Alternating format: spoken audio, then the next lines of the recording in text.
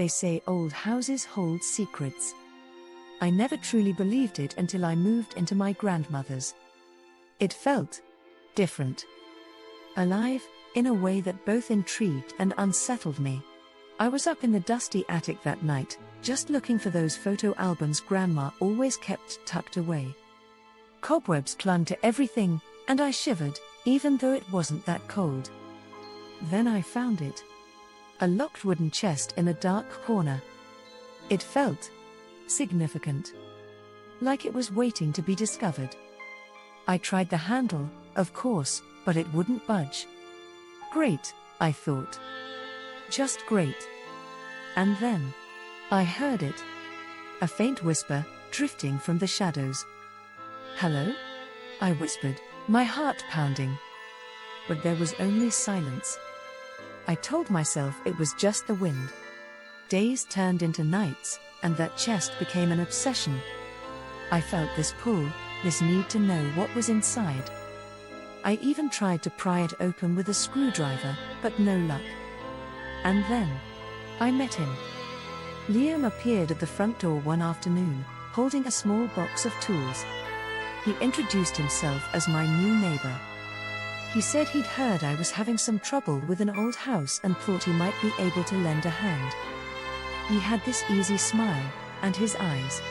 They were captivating. "Oh, hi Liam," I remember saying. "That's really kind of you. I was just trying to open this old chest." I gestured to it, and his gaze lingered on it for a moment, a flicker of something unreadable in his eyes before his smile returned. "Let me take a look," he offered. "I'm pretty good with locks." And just like that, with a few tools, he effortlessly picked it open. Inside, there were old letters, a tarnished silver locket, and a faded photograph of a young woman who looked strikingly like me. Who is that?" I asked, completely taken aback. "That's beautiful," Liam said, picking up the photograph. "Do you know her?" It looks like me, but older," I replied, a strange feeling washing over me. Liam was charming, intelligent. Everything I thought I wanted. He seemed just as fascinated by the house's history as I was. We spent hours exploring, sharing stories, laughing. A romantic connection was definitely growing. But amidst it all, strange things kept happening. Doors would creak open on their own, objects would be moved, and I kept hearing those faint whispers, always just out of earshot. It was unnerving. One night, I was alone in the attic, looking through the letters from the chest. One letter, written in a frantic hand, mentioned a secret, a betrayal, and a hidden room. Suddenly, I heard a floorboard creak behind me. I whirled around.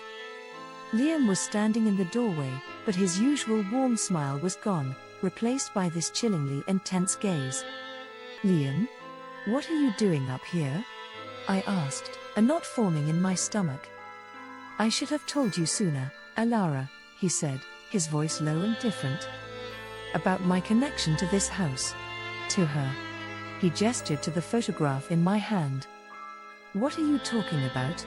I asked, confused and a little scared. "She was my grandmother," he revealed. "And this house. It holds the truth about what happened to her. A truth someone wanted buried." We moved downstairs to the living room, but the atmosphere was thick with tension. "And you think I have something to do with it?" I asked, my voice barely a whisper. "Not you, Alara," he said, his gaze intense.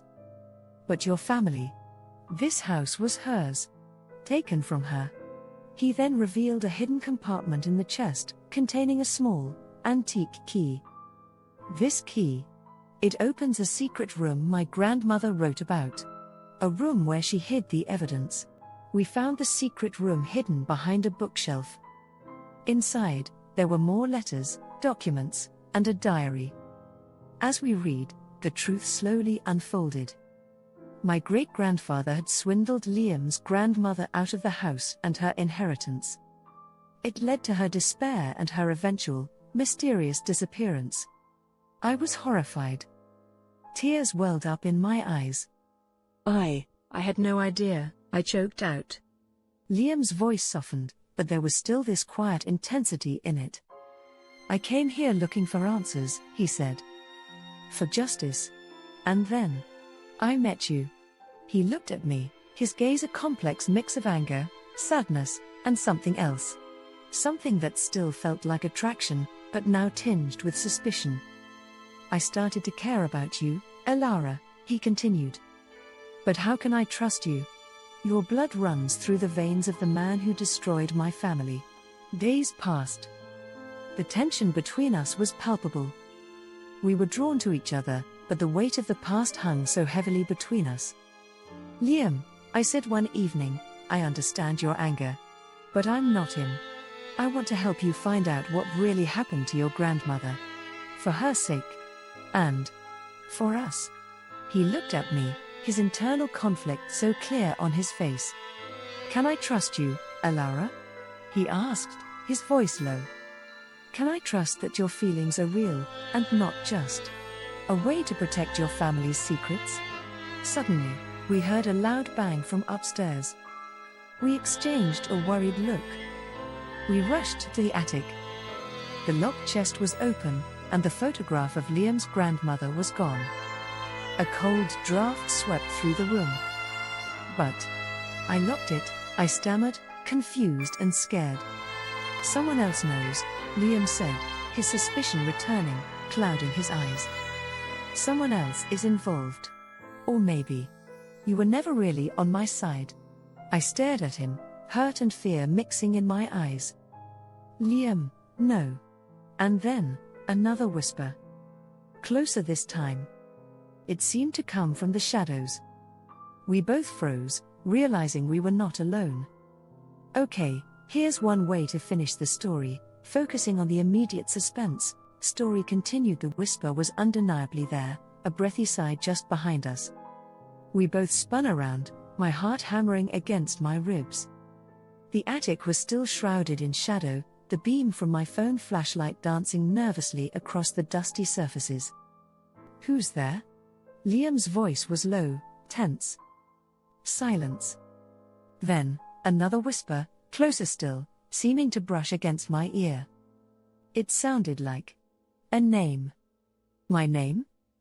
A floorboard creaked loudly near the far corner, where a dark shape seemed to detach itself from the shadows. It was tall and gaunt, and as it moved, a faint shimmer of silver caught the weak light. Liam instinctively stepped in front of me, his posture defensive. Show yourself. The figure remained silent, its form still indistinct. But then, it raised a hand, and in it, I saw the tarnished silver locket from the chest, the one that had belonged to Liam's grandmother. A wave of dizziness washed over me. How could this be? Who was this person? And why did they have the locket?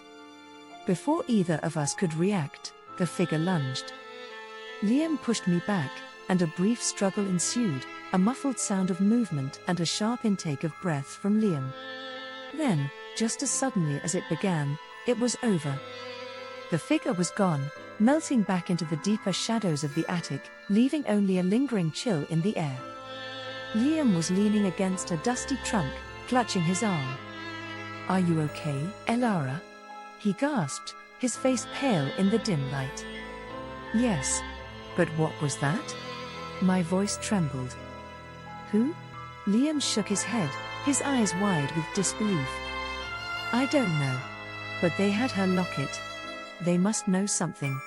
He looked at me, his earlier suspicion replaced by a shared fear. Elara. Maybe you were right. Maybe someone else is involved. Someone who doesn't want the truth to come out. The realization hit me like a physical blow. The whispers, the strange occurrences. It wasn't just the house. Someone else was here, in the shadows, guarding a secret. And now, they knew we were looking. Liam straightened up, his grip tightening on my hand. We can't stay here. It's not safe. As we turned to leave the attic, I glanced back at the dark corner where the figure had disappeared. A chilling thought ran through me. What if the whispers weren't just echoes of the past? What if they were warnings? Or even taunts? And what if the love I was starting to feel for Liam had unknowingly led us both into something far more dangerous than either of us could have imagined? Please subscribe and like my channel.